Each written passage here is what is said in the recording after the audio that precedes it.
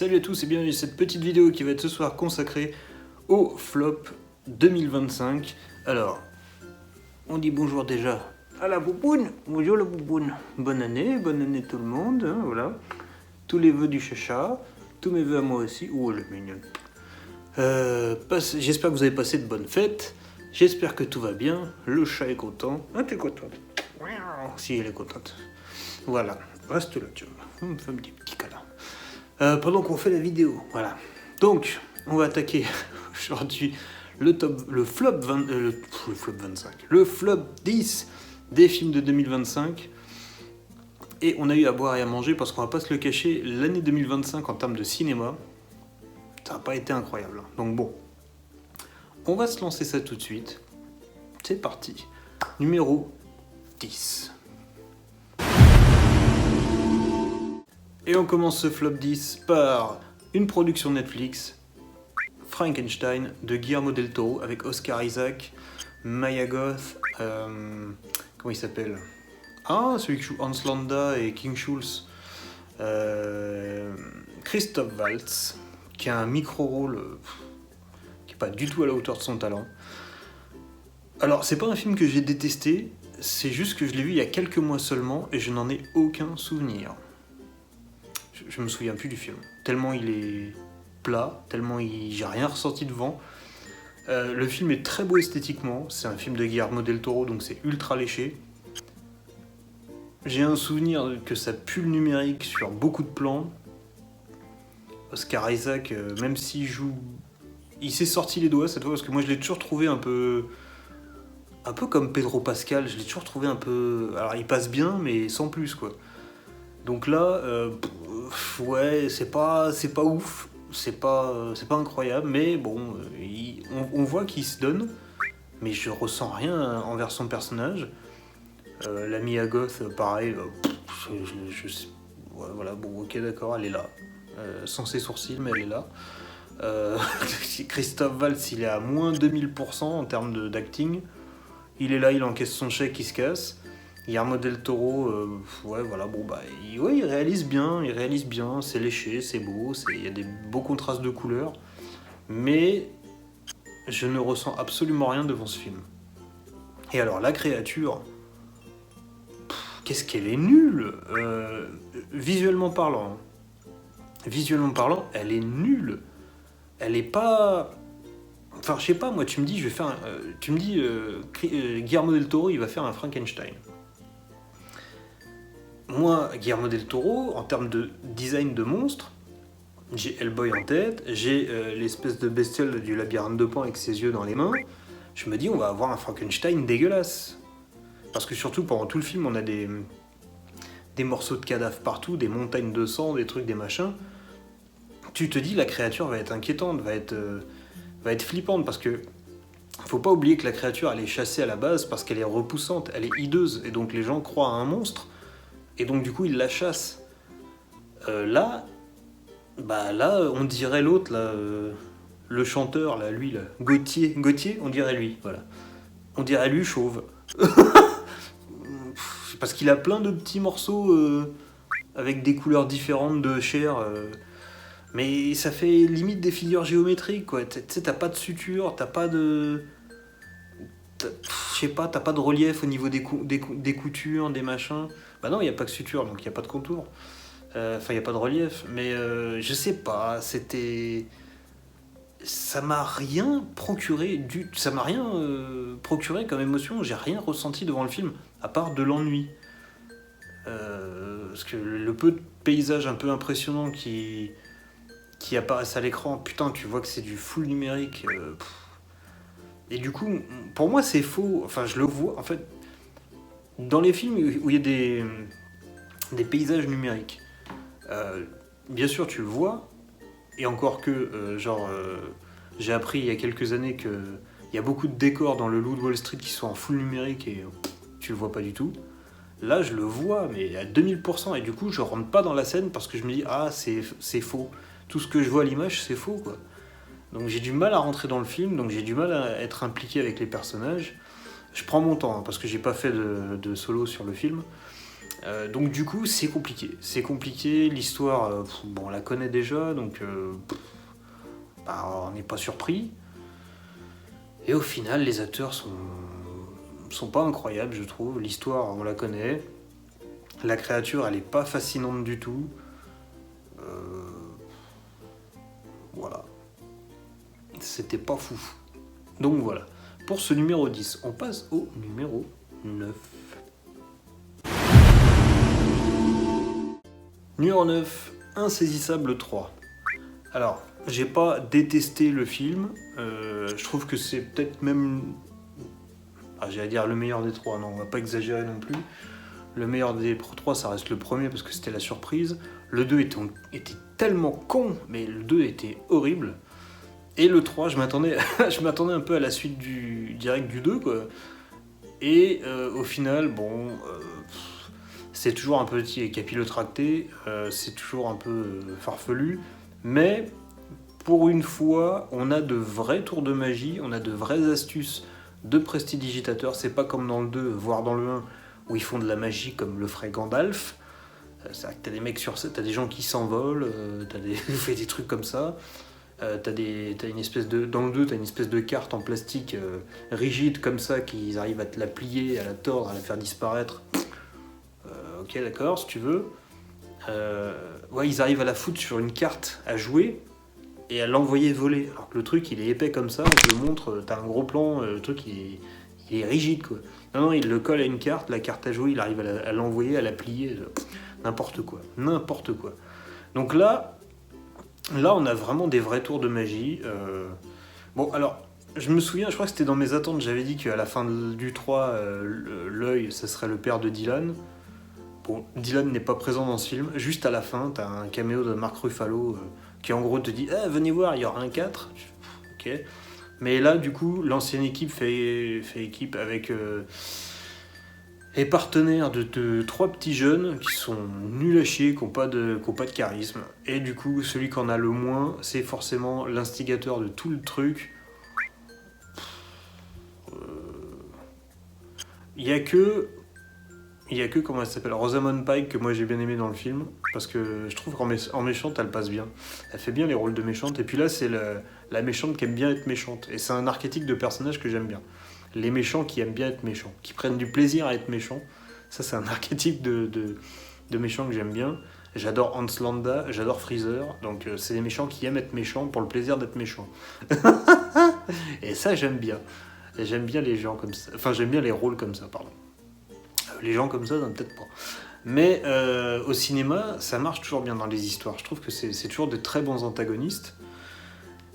Donc je l'aime bien elle. Après...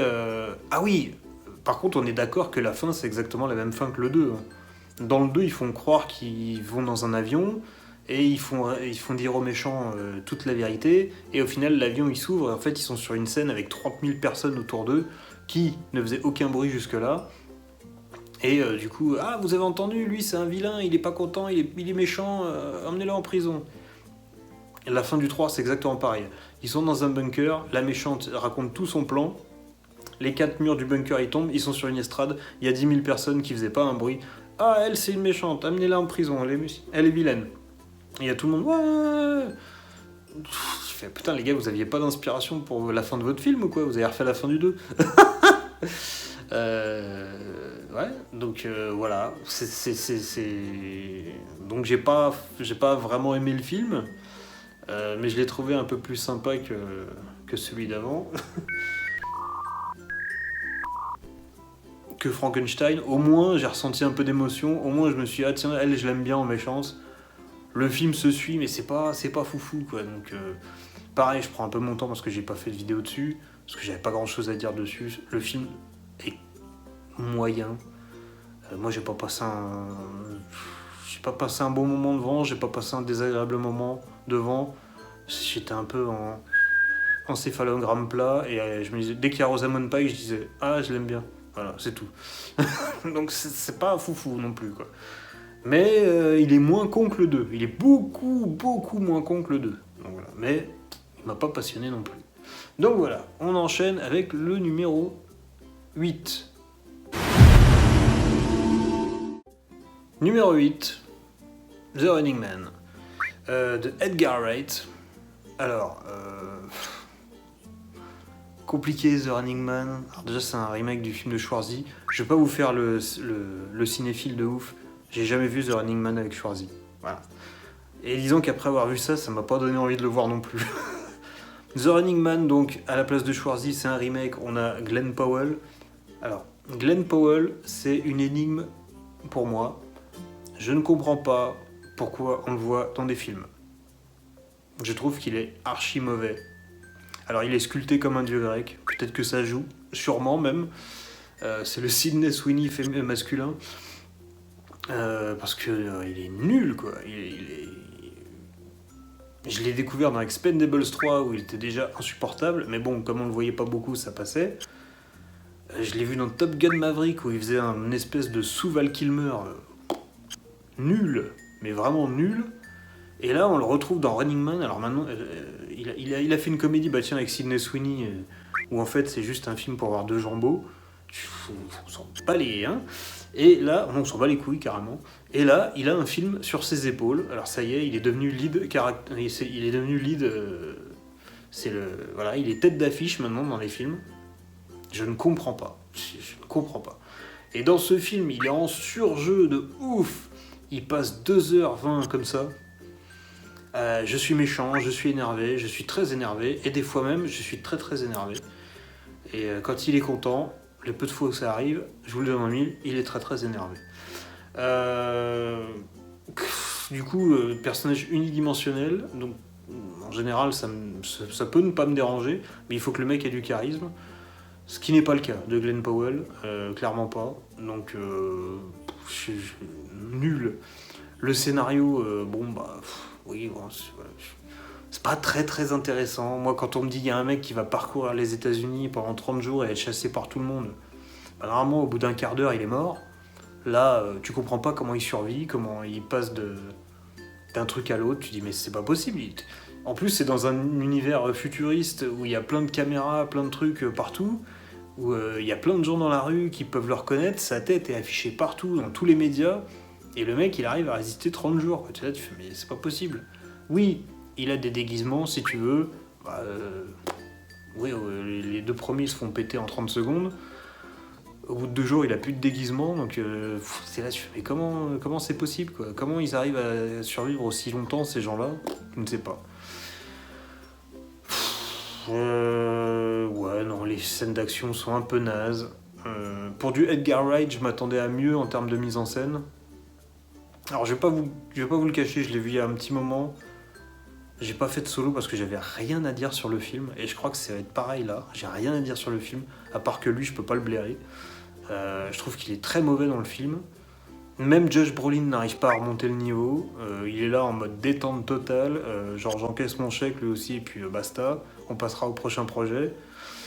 Edgar Wright m'a énormément déçu en termes de mise en scène. J'ai rien trouvé d'incroyable. J'ai pas trouvé de trucs sympas. Autant vous me prenez un Baby Driver qui a plein de trucs sympas par rapport à la musique, par rapport à des plans de caméra qui sont cool. Le film, je l'ai pas adoré, mais au moins en termes de réal et de technique, il y avait des trucs sympas. Là, dans celui-là, j'ai aucun souvenir d'un truc un peu cool, quoi. Non, franchement, non. Il y a des éclairages jolis, oui, d'accord. À part ça, arrête de bouger la caméra, poupoune. À part ça, non, rien de spécial. Donc voilà, on va passer à la suite. Running Man, j'ai pas du tout aimé, et puis lui encore moins, quoi. Donc j'espère qu'on... Bon, c'est un peu méchant pour lui, parce que j'ai pas envie qu'il se retrouve au chômage non plus, le gars. Il est très sympa, mais je trouve qu'il a pas la carrure pour avoir un... Paradoxalement, il est très musculeux, mais il a pas la carrure ni les épaules pour avoir un lead, quoi, un premier rôle. Non, il a pas assez de charisme pour porter un film, quoi. Donc, non, j'ai pas aimé. Voilà. On passe au suivant. Captain America 4, A Brave New World. En parlant de mec qui a pas le charisme pour porter un film. Anthony Mackie, que j'aime beaucoup en tant qu'acteur, mais force est de constater que ça marche pas en Sam Wilson, en nouveau Captain America. Déjà que le précédent c'était compliqué, mais alors lui... Et puis j'ai envie de dire fraude ultime ce film. On nous l'a vendu sur le Hulk rouge, il est là un quart d'heure avant la fin, quoi, sur 2h30. Mais allez vous faire mettre. C'est un tel aveu d'échec, ça, franchement. Ça m'étonne que ça n'ait pas choqué plus de monde que ça. C'est un tel aveu d'échec. Ils savaient que leur film était naze. Ils l'ont vendu sur le seul truc qui aurait pu hyper les gens, le Hulk rouge. Et ça arrive en fin de film, quoi. Comment t'appelles ça? Ça arrive en acte 4. Donc normalement les films sont composés en 3 actes. Hein. Le début, l'élément déclencheur, les péripéties et la résolution. Et Alien a instauré le 4e acte. Tu crois que c'est résolu. Ripley rentre dans sa navette et boum, en fait, surprise, l'alien est là et tu repars pour 10 minutes de film. C'est Alien qui a instauré ce format-là, qui n'est pas repris dans tous les films, mais voilà, depuis Alien, ça se fait un petit peu. Et là, il y a un 4e acte, c'est Hulk rouge, et du coup, c'est un 4e acte. Donc c'est 10 minutes, un quart d'heure avant la fin. Donc quand la bande-annonce te le vend en tant que méchant principal, tu te dis, bon, vous vous foutez un peu de la gueule du monde. Hein. Donc voilà, ça raconte pas grand chose, c'est pas intéressant, j'ai fait une critique dessus de 30 minutes je crois, où je parle de tout ce qui va pas dans le film. Donc voilà, je vous y renvoie si vous voulez plus de détails sur Captain America A Brave New World. On enquille parce que on n'a pas que ça à foutre non plus. Hein. 28 ans plus tard, qu'est-ce que c'est que cette daubasse? Je sais plus ce que j'ai dit pendant ma critique, je sais plus si j'ai été un peu mesuré ou je sais pas quoi. Mais non, ça va pas du tout. Ça va pas du tout. Ça n'a plus rien à voir avec la saga de base. Ça nous raconte des trucs bizarres. Et en plus, ça finit sur les espèces de Power Rangers Teletubbies là. Tu fais, mais qu'est-ce que c'est que cette merde? Et il va y avoir. Je vais faire une réaction trailer parce que je crois qu'elle est sortie. Il y a une bande-annonce sur la suite, là, 28 jours plus tard, Doomsday of je sais pas quoi, là, je sais plus comment ça s'appelle. Mais oui, ça va être la suite directe avec les Power Rangers, là. Donc, et apparemment, il y aura le retour du Docteur Chauve, là, et de l'espèce d'alpha Salmon, là, Salomon, je sais pas comment il s'appelle, on s'en fout. Big Dick, on va l'appeler. Donc voilà, je n'ai aucune envie de suivre ces personnages, ils ne m'intéressent pas. Puis non, mais l'autre, le blondinet là, en jogging de toutes les couleurs avec ses potes pour faire comme les Teletubbies qu'il regardait quand il était petit, non merci quoi. Pas dans 28, quoi, pas dans la saga 28. Donc oui, voilà, c'était nul. C'était pas mal fait, mais c'était nul. Il y avait encore un peu d'effort en termes de réal, ça j'aurais peut-être dû le mettre avant Captain America quand même. Mais en fait non, parce que comme tu sais que c'est Danny Boyle et Alex Garland, tu dis bon c'est l'équipe des premiers, tu dis bon ça va être bien quand même. Et la bande-annonce est sortie, je me suis dit ah ça a l'air d'être cool, il y a des plans intéressants machin, et puis au final c'est de la daube. Donc ouais non, donc la déception n'en est que plus grande. Captain America 4 j'en avais rien à carrer, donc c'est nul, je le savais, je m'en fous. Là, ça me fait suer que ça soit nul, parce que c'est une saga que j'aime beaucoup, et que, encore une fois, je le redis, putain, faire des suites 30 ans après, c'est rarement une bonne idée, quoi. Encore un exemple, et je pense que ce mois-ci, on va encore avoir un autre exemple avec la suite des Teletubbies, là. Je sais pas où ils vont avec ça, je sais pas où ils vont. Dans le mur, en fait, si on sait, ils vont dans le mur, les gars. On enchaîne. Happy Gilmore 2.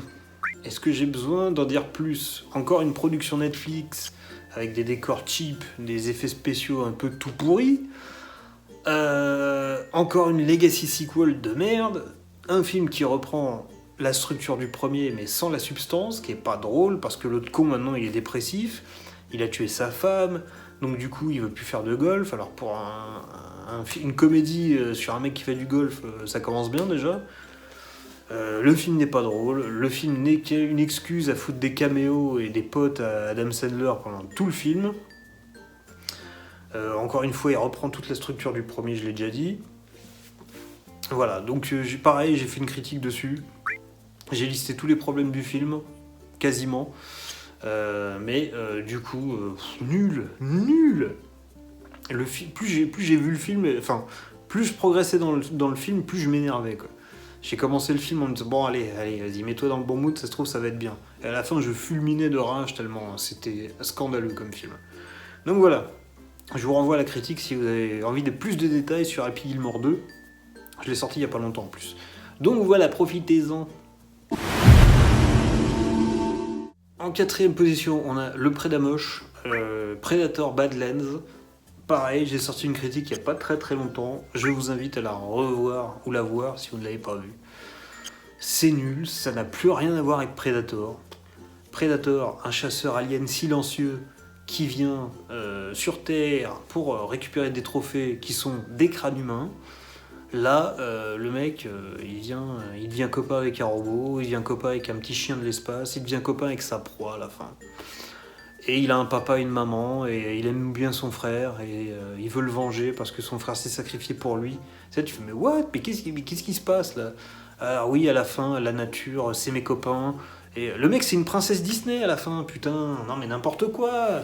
C'est un prédateur, le mec. Le prédateur, il te prend, il t'encule, et voilà, il t'arrache la tête, et puis voilà. Ça va pas plus loin que ça. Et il faut l'arrêter parce que sinon, il fait ça à tout le monde. Pourquoi ça devient une princesse Disney? Pourquoi à la fin, genre, ah, la nature c'est mignon, machin, ma proie, au final c'est mon copain, machin, je vais m'occuper de ton fils. Mais ta gueule! Mais ça va pas, non? Et oui, et littéralement ta gueule, parce qu'ils le font parler, encore une fois, avec des sous-titres et machin. Et genre, oh là là, c'est insupportable. C'était mon avis concentré de ma critique. Si vous voulez plus de détails et un peu moins de mauvaise foi, je vous renvoie à ma critique de Predator Badlands. Le seul point qui était sympatoche, c'était la musique. Il y a des morceaux qui sont sympas. Le reste, c'est nul à chier. Voilà. Restez sur le premier Predator, voire le 2. Allez. Predator versus Alien, le premier. Alien versus Predator, le premier. Petit plaisir coupable. Mais le reste, non. Laissez le Predator tranquille maintenant, ça suffit. Ça suffit. Il est vieux maintenant, faut le laisser tranquille. Il faut le laisser reposer en paix. Voilà. Il lui manque une chico, ça y est, il commence à perdre ses dents, laissez-le. Voilà. Merci. On passe à la suite. Alors là, on attaque le top 3. Avec Kaamelott, partie 2, volet 1. Non, volet 2, partie 1. Casse-couille. Avec son titre à la con, là, Alexandre Astier. Kaamelott 2, hein, voilà. Arnaque complète, ce film. Je suis désolé, hein, je peux pas être gentil avec ce film. J'ai été gentil avec le premier déjà. Là, je peux plus. Le symbole de ce film, de cette enfilade, pour rester un peu plus poli, c'est ça. On te tease à la fin du premier un espèce de fantôme géant. On te le fait apparaître un peu de temps en temps dans le film 2, et à la fin, on te dit non, mais c'est un fantôme débile, c'est un gogol. Et fin. Ça n'amenait strictement à rien. Donc t'es là, tu fais, mais... Et tout le film est comme ça, putain, on te promet de l'épique, on te l'enlève au dernier moment, on te dit, bah non, il y a une blague. Ah, va te faire voir, Alexandre. Parce que je reste quand même assez respectueux envers toi. Parce que t'as quand même accompli un truc de ouf. Mais là, non, il faut arrêter, Le premier, c'était sympatoche. Bah, ça cassait pas des briques, mais bon, allez, ça passe. Le 2, non. Là, clairement, tu te fous un peu de notre gueule. Avoue-le, Alexandre. Avoue-le, tu te fous un peu de notre gueule avec ça. À chaque fois que tu nous mets de l'épique, ça nous est enlevé. Et le film est insupportable. Tous les personnages, ils gueulent tout le temps, ils râlent, on sait pas pourquoi. C'est insupportable. J'en ai eu marre très vite. Et ça a duré 2h30, quoi. C'était l'enfer. Le seul qui a l'air un peu cool, c'est le nouveau magicien rouge, là, et tu t'en sers pas, quoi. Donc, sans compter que le scénario n'a plus grand-chose de cohérent, vu que Franck Petiot n'est pas revenu. Donc t'as remplacé Perceval par Caradoc. Caradoc, c'est pas du tout le genre de personnage à partir en quête et tout ça, machin. Non, on comprend pas. On ne comprend plus. Moi, je pense que Franck Petiot, comme il a lu le script et qu'il a pas accepté le film, il a vu que c'était pas terrible, pour être poli.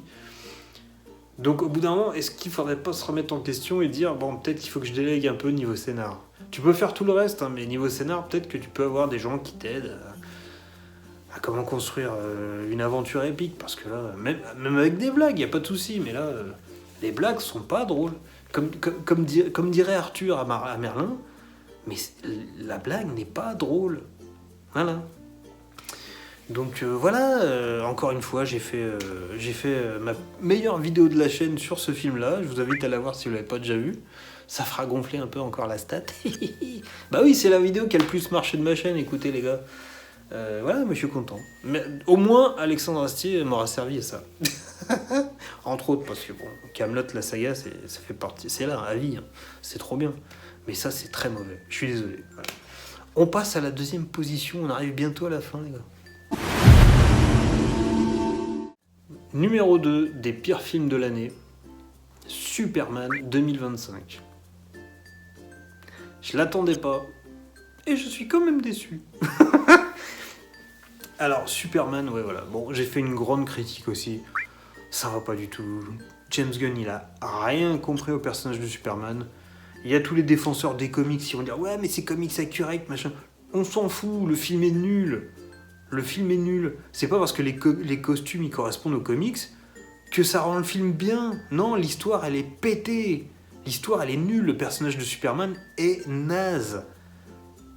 Il se fait chier dessus pendant tout le film. Il y a une volonté de Gunn de le rabaisser. Putain, juste, Superman, c'est l'inverse. Superman, c'est Jésus, en collant. Le mec, il est dans le ciel pour qu'on lève la tête vers lui. Il est censé être inspirant. Il est représenté par le soleil. Les gars, au bout d'un moment... Ouais, mais c'est le côté humain. Non, c'est pas ça, Superman. C'est pas le côté humain. C'est la dichotomie entre le côté déité et le côté humain. C'est pas que le côté humain. T'enlèves le côté déité à Superman, il reste un mec normal. T'enlèves super à man, il reste man. C'est nul. On veut voir super / man. On veut voir le paradoxe entre les deux. Si tu enlèves le côté inspiration messianique et tout ça, machin, il reste un mec qui te sort son truc de la fin. Ouais, mais je suis comme tout le monde, moi je mets un pied devant l'autre, et une espèce de chouidarde. J'avais envie que Lex lui mette une tarte dans la gueule, putain. Ah, mais c'était insupportable. Et il se fait chier dessus pendant tout le film. Et la scène post-générique que je n'avais pas vue, que je trouve scandaleuse. Le mec, il regarde les bâtiments, vous savez, qui sont pas droits. Et il dit à Mister Terrific, oh, t'aurais pu les remettre droits quand même. Et l'autre, il fait quoi et tout, tu crois que je fais ça au millimètre? Non, j'ai réussi quand même à sauver la ville. Ta gueule, déjà. Et Superman, il fait, ouais, des fois, je suis con. Mais c'est exactement ça le problème, putain. T'as défini le problème de Superman dans ce film. Il est con. Et putain, il kidnappe un président d'un pays et il le fout contre un cactus. Pour lui dire, arrête d'envahir des pays. Alors c'est marrant, un cactus. Oh là là, ça picote, machin. Là. Vous remplacez le cactus par une mitraillette. Un mec, vous occultez Superman. Un autre mec, lambda, qui a ce comportement. Il prend un président, il lui met un flingue sur la tempe, il lui dit maintenant tu vas faire ce que je te dis. C'est du terrorisme, on est d'accord? C'est ça Superman pour vous? C'est ça Superman pour vous? Un terroriste?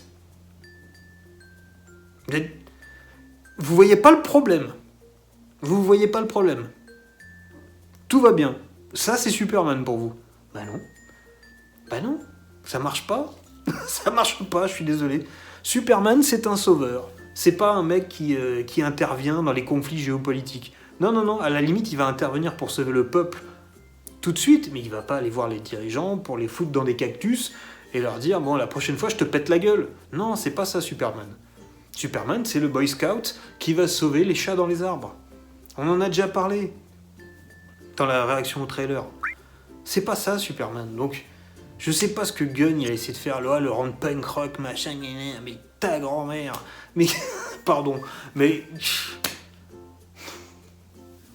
dans ce cas, on va faire un Batman vegan, super cool, ouais, machin, qui respecte la nature et les petits oiseaux. Non, c'est pas ça, Batman. Batman, c'est un mec à moitié taré qui se déguise en chauve-souris pour casser la gueule à des mecs la nuit. Si t'enlèves ça, bah c'est plus Batman. Enfin, et voilà. Donc si tu fais de Superman un terroriste, c'est pas Superman. Je suis désolé, voilà. Donc voilà. Donc je sais pas ce qu'il vous faut pour comprendre que ce film-là c'est de la daube, que ça ne représente pas Superman. Oui, alors le costume il est super beau et tout. Si tu veux, vas-y. Ça correspond à la page 14 du comics Mes couilles. Si tu veux, c'est de la daube. Voilà. On l'a vu encore avec Deadpool et Wolverine. Ouais, super, Wolverine, il a son costard des comics. C'est nul. Le film est nul. Il ne raconte rien. C'est du caméo pendant 2 heures. C'est des auto-références masturbatoires à Sony, à Disney et aux comics. Ça ne raconte rien. L'histoire, elle commence à partir des 3/4 du film. Parce que tout le Void, ça sert à rien. C'est même pas en rapport avec l'intrigue principale. Donc, voilà. Voilà. Je sais pas ce qui... En fait, je sais pas ce qui... Comment les gens regardent les films. Je comprends pas. À partir du moment où vous faites appel à votre nostalgie, vous dites c'est génial. Mais non! La nostalgie sert à couvrir que le film, il est naze, en fait. Vous avez pas compris encore? Bref. Numéro 1. Toute pour une. Voilà. Donc c'est, je crois, le 2e film que j'ai vu cette année. Et c'est la pire merde que j'ai vue cette année. D'habitude, je dis le pire film. Là, je suis obligé de dire la pire merde. Ce film est insupportable. Il est fauché. Malgré l'argent qu'il a eu, il est fauché. Il est mal joué. Les musiques, elles sont nulles. Les plans, ils sont nuls. On voit rien dans les scènes de nuit. Putain, c'est tellement mal foutu. Et je parle même pas du sous-texte politique. J'en parle même pas. J'ai fait une critique sur le film, je vous laisse aller voir. C'était catastrophique. C'était nul à chier. J'ai détesté ce film. Voilà, je crois qu'il n'y a pas grand-chose d'autre à ajouter. C'était la pire merde que j'ai vue depuis bien longtemps. Et c'était donc le pire film de l'année. Voilà. J'ai passé un meilleur moment devant Un ours dans le Jura de Franck Dubosc, pour vous dire. Qui est bien mieux réalisé et bien mieux joué en plus. Voilà, donc, je vais pas m'éterniser là-dessus, ça en vaut pas la peine. J'ai fait une critique déjà assez longue sur le film. Je vous y renvoie. Cela clôture donc ce flop 10. J'espère que ça n'a pas été trop long, j'espère que voilà, j'espère que ça vous fera réagir un petit peu. Dites-moi les films que vous n'avez pas aimés non plus dans les commentaires. Dites-moi si vous êtes d'accord plus ou moins, peut-être pas dans l'ordre parce que ça c'est subjectif, hein, ça c'est mon top à moi, mon flop à moi. Donc n'hésitez pas à me dire si vous avez d'autres films que vous avez vus qui vous ont pas plu, peut-être qu'on pourra en parler du coup, parce que j'ai pas tout vu cette année non plus. Il y a peut-être des trucs qui m'ont échappé. Et voilà, on se retrouve bientôt pour les tops cette fois, dans une meilleure ambiance, parce qu'on sera un peu plus guilleret cette fois. Alors, on va moins s'énerver normalement. Voilà, donc sur ce, je vous fais des bisous à tous. On essaye de se capter les dimanches soirs à 21h sur les lives jeux vidéo. Sinon, je vous invite à vous abonner à la chaîne, il y a souvent du contenu assez régulièrement, au moins une fois toutes les semaines. Donc voilà, la dernière critique en date c'était Avatar, le dernier trailer réaction c'était La Femme de ménage que je vais aller voir bientôt et je vous fais un solo dessus évidemment. Premier film de l'année, donc j'espère que... Hein, le trailer m'a vendu un peu de rêve, hein, donc on va voir ce que ça vaut. Niveau technique j'entends, niveau histoire, voilà. Mais ça n'a pas l'air d'être fait par un manchot, voilà. Donc... on se retrouve bientôt dans quelques jours pour les top 10 et sur ce je vous souhaite encore une fois une bonne année, des bonnes fêtes, je vous fais des bisous et à ciao, bon dimanche, si on n'est même pas dimanche en plus.